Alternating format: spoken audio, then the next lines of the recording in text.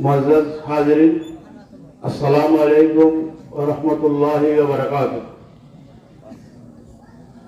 पवित्र ईद उल फितरेर तिथि और शुभेच्छा। दीर्घ एक मास सियाम साधनार पर आज पवित्र ईद, खुशिर दिन, सबाइके ईद मुबारक।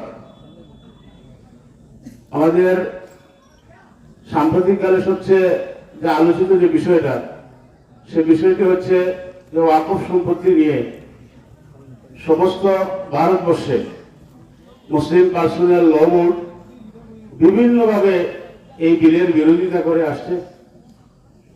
আপনারা নিশ্চয়ই দেখেছেন যে গত জুমার দিনে, অর্থাৎ শেষ জুমা যেটা শুক্রবার ছিল, সেই শুক্রবারে ভারতবর্ষের প্রত্যেকটি মসজিদে কালো বেশ পরিধানের মাধ্যমে এই বিলের বিরোধিতা করা হয়েছে।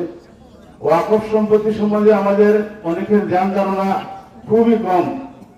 ভারতবর্ষে কয়েক হাজার লক্ষ কোটি টাকার সম্পত্তি রয়েছে, যেটা ভারতীয় মুসলমানের পূর্বপুরুষের দান করা জমি, যে জমির মধ্যে রয়েছে মাদ্রাসা, মসজিদ, ঈদগাহ সহ বিভিন্ন ধরনের ধর্মীয় প্রতিষ্ঠান, এবং এই সম্পদগুলা পরিচালিত হয়েছিল একটি ওয়াকফ বোর্ডের মাধ্যমে।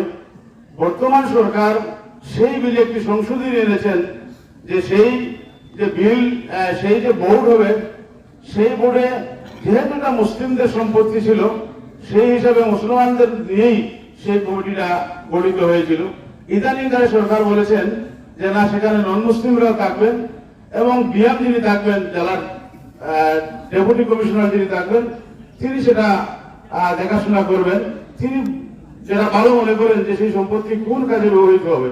মসজিদ মাদ্রাসার বাইরেও হাজার হাজার কোটি কোটি টাকার সম্পত্তি রয়েছে বিভিন্ন শহর, মেট্রোপলিটন সিটিগুলোতে। সরকারের সেখানে দৃষ্টি করেছে যে সেই সম্পত্তিগুলো কিভাবে নষ্ট করা যায়।